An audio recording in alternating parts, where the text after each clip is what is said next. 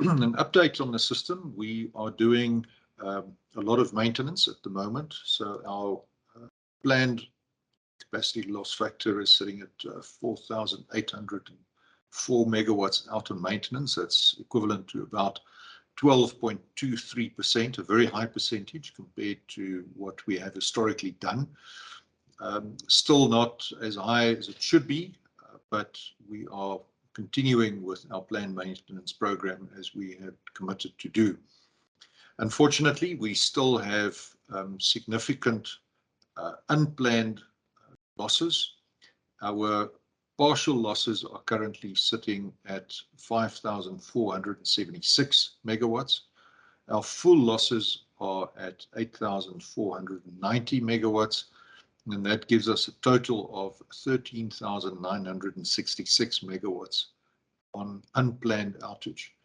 And that, of course, creates a significant constraint on the available capacity that we require to serve the demand that we are currently seeing.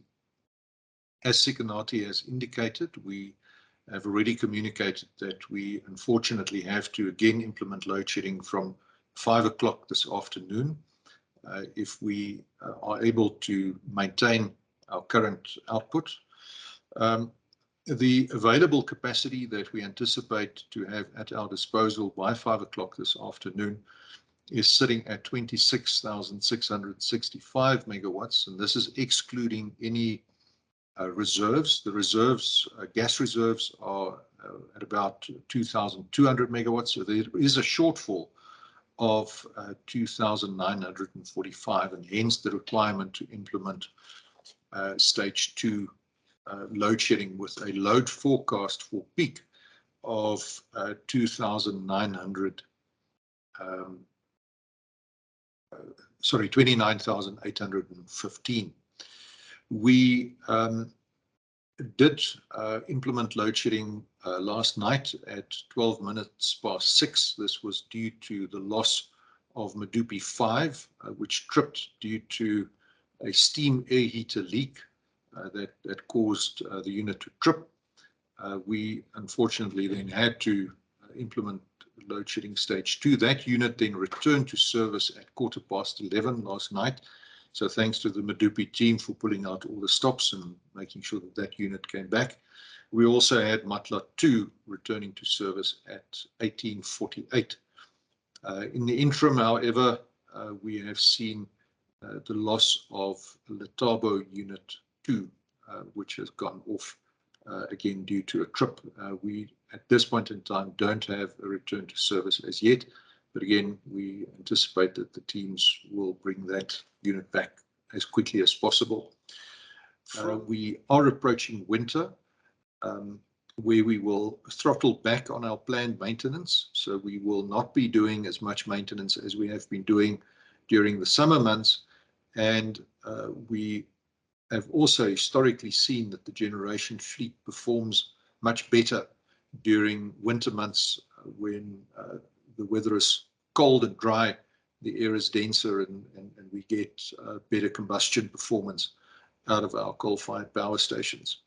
So the outlook for winter is not entirely dire, but we do need to bring those units back, and we do need to ensure that we can enable the capacity to stay on the grid, and we will, as always, keep the South African public fully informed as to developments as and when they happen, to enable business as well as our domestic customers to plan their lives around this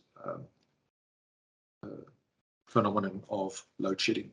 What is being done to address the electricity challenges in KZN following flooding? Where there are these events that disrupt the supply of electricity, in some instances we're aware that there are power lines down, and also that there may be localized flooding which could impact our substations. We dispatch our maintenance crews, we prioritize work to give the maximum relief to the maximum number of customers as quickly as possible. This is a an emergency situation. I think that's quite clear, just judging by the more than 200 millimeters of rain that's fallen in the eThekwini municipality over the past 24 hours and the flooding that's taken place. We are also looking at opportunities to alleviate some of the pressure on the system, and hopefully we, with our local management in place, can address the situation as it unfolds. At the moment, it is very dynamic. Things are changing all the time. The floods are still in progress, and in a number of instances, we'll have to wait for the floodwaters to subside before we can start the process of assessing damage, first of all, but then secondly, to start the repair work that will be required. You will appreciate that water and electricity don't mix, so we also have to bear in mind the safety of our crews as well as the general public when it comes to restoring the supply of electricity, particularly in waterlogged areas.